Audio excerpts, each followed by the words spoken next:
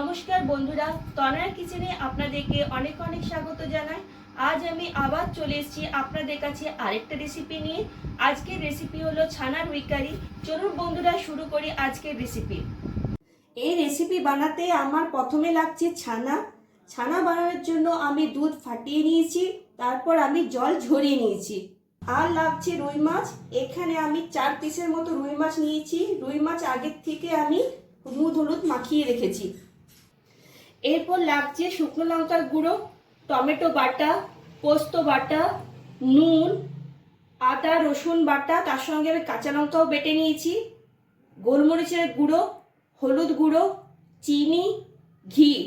আর লাগছে Kashmir red chilli powder, জিরে গুঁড়ো, চার মগজ বাটা, সর্ষের তেল, ধনে গুঁড়ো ও কয়েকটা চেরা কাঁচা লঙ্কা। আর লাগছে পেঁয়াজ কুচি। এখানে আমি দুটো মিডিয়াম সাইজের পেঁয়াজ নিয়েছি। পেঁয়াজগুলো আমি কুচি কুচি করে কেটে নিয়েছি। আমি এখানে একটা মিক্সিং বোল নিয়ে নিয়েছি। এরপর আমি ছানাটা দিয়ে দিচ্ছি। এখানে 250 গ্রামের মতো ছানা আছে। এরপর আমি অল্প পরিমাণে নুন দিলাম আর একটু ঘি দিয়ে দিলাম। এরপর এগুলো ভালোভাবে মিক্স করে নেব।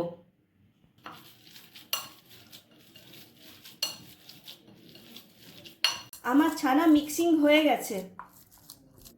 এরপর আমি মাছের পিছনে যে খালি অংশটা আছে সেখানে আমি এই ছানার পুরটা ভরবো।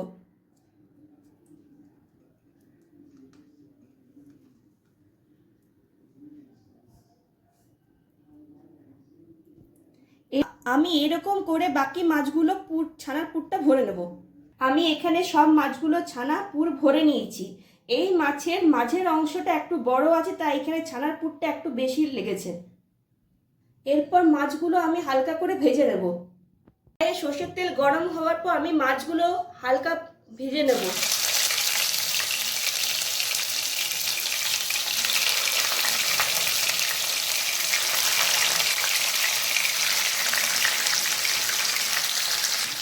এখানে সর্ষের তেল আমি 4 থেকে 5 চামচ নিয়েছি।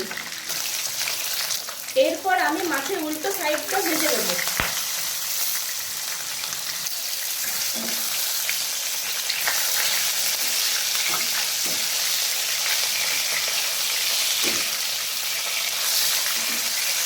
আমার মাছ ভাজা হয়ে গেছে। এরপর আমি প্লেটে তুলে নেব।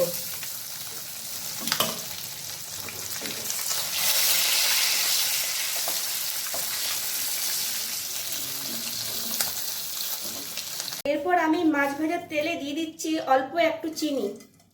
চিনিটা মেল্ট হয়ে যাওয়ার পর আমি পেঁয়াজ কুচিটা দিয়ে দেব। এরপর আমি পেঁয়াজ কুচিটা দিয়ে দিলাম। চিনিটা মেল্ট হয়ে গেছে, আমি পেঁয়াজ কুচিটা দিয়ে দিচ্ছি।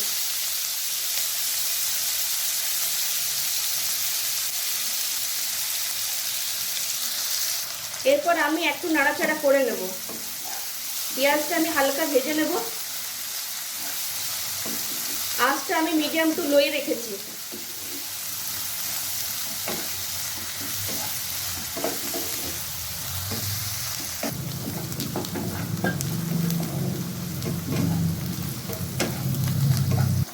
পেঁয়াজ আমি হালকা ভেজে নিয়েছি। এরপর আদা রসুন ও কাঁচা লঙ্কার পেস্টটা দেব। এখানে আমি 2 চামচের মতো আদা রসুন ও কাঁচা লঙ্কার পেস্টটা দেব। এখানে আমি অর্ধেকের কম আমি আদা নিয়েছি ও 7-8টা আমি রসুন নিয়েছি আর 2টো কাঁচা লঙ্কা আমি বেটে নিয়েছি। এরপর আমি ভালোভাবে মিক্স করে নেব। আমি ততক্ষণ মিক্স করে দেব যেন কাঁচা রসুনের স্মেলটা যেন না থাকে।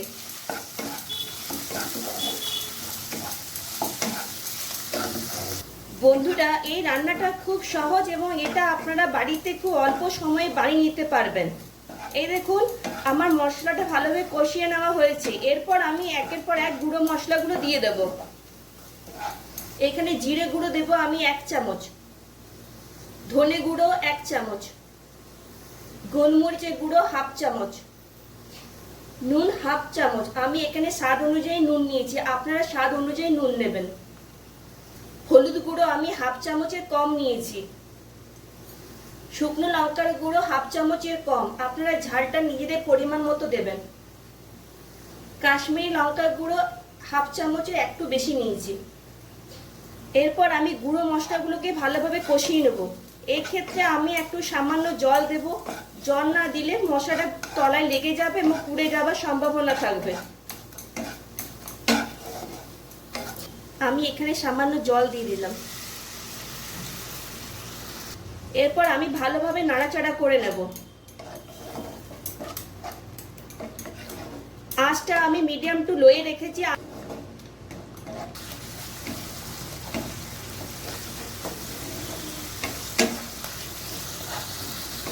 মশলাটা আমি হালকা কষিয়ে নিয়েছি। এরপর আমি কিছুক্ষণের জন্য ঢাকা দিয়ে রেখে দেব।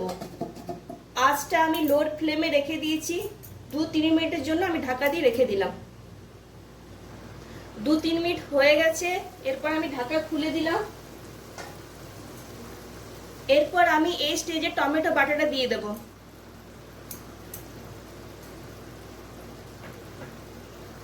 এরপর আমি আবার টমেটো বাটার সাথে মশলাটা ভালোভাবে মিক্স করে নেব।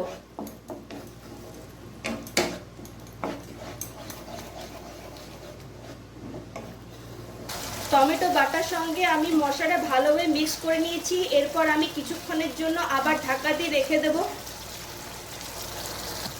আমি এখানে 1 মিনিটের মতো ঢাকা দিয়ে রেখে দিলাম। আর আঁচটাকে আমি লো ফ্লেমে রেখেছি। আমার এখানে মশলাটা কষানো হয়ে গেছে। এই দেখুন বন্ধুরা, মশলার থেকে তেল ছেড়ে দিয়েছে। এরপর আমি এখানে পোস্ত বাটাটা দিয়ে দেব। আমি 3 চামচের মতো পোস্ত বাটাটা দিলাম।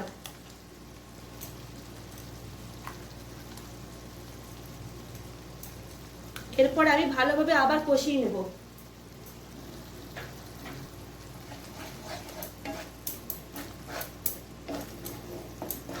আঁচটা আপনারা লো ফ্লেমে রাখবেন।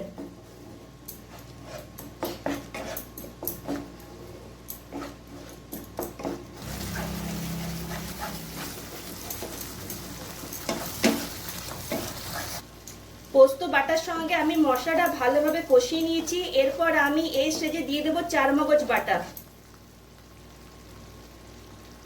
এখানে আমি চারমগজ বাটা আমি এখানে 3 চামচ দিচ্ছি।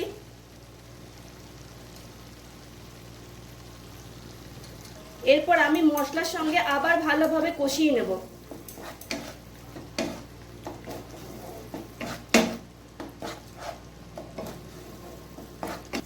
আমি চারমগজ বাটাটা মশলার সাথে ভালোভাবে কষিয়ে নিয়েছি। এরপর আমি 1 মিনিটের জন্য আমি ঢাকা দিয়ে রেখে দেব।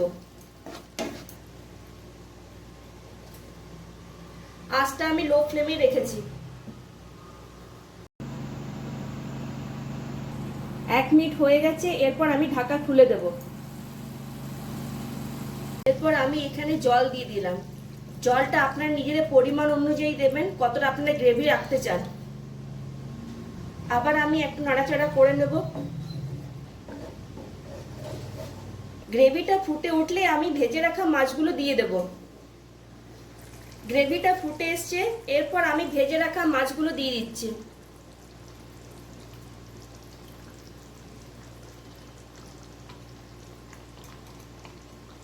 আমি কিছুক্ষণের জন্য ঢাকা দিয়ে রেখে দেব। ভেজে রাখা মাছগুলো আমি কিছুক্ষণের জন্য ভাপিয়ে নেব। এরপর আমি ঢাকা খুলে দিলাম। এরপর আমি উপর থেকে কসুরি মেথি ছড়িয়ে দিলাম। আমি কসুরি মেথিটাকে রোস্ট করে নিয়েছি। এটা অপশনাল, আপনারা চাইলে দিতেও পারেন আবার নাও দিতে পারেন।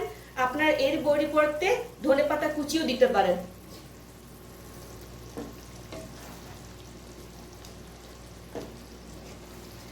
এই দেখুন বন্ধুরা, আমার ছানা রুই কারি কমপ্লিট।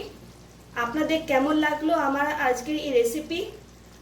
আমার রেসিপি যদি আপনাদের ভালো লেগে থাকে তাহলে লাইক, শেয়ার আর কমেন্টস করবেন।